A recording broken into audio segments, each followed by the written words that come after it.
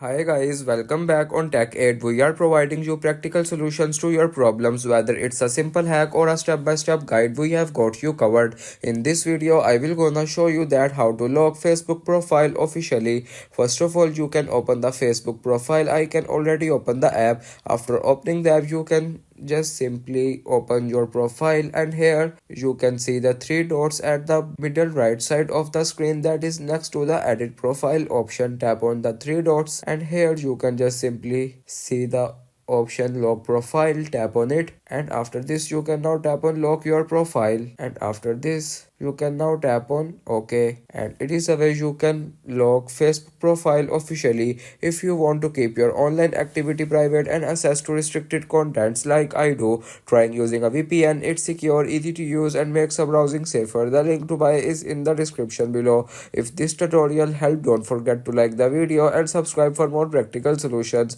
Got questions or need extra help, drop a comment below and we will be happy to assist. See you in the next one. Thanks for watching.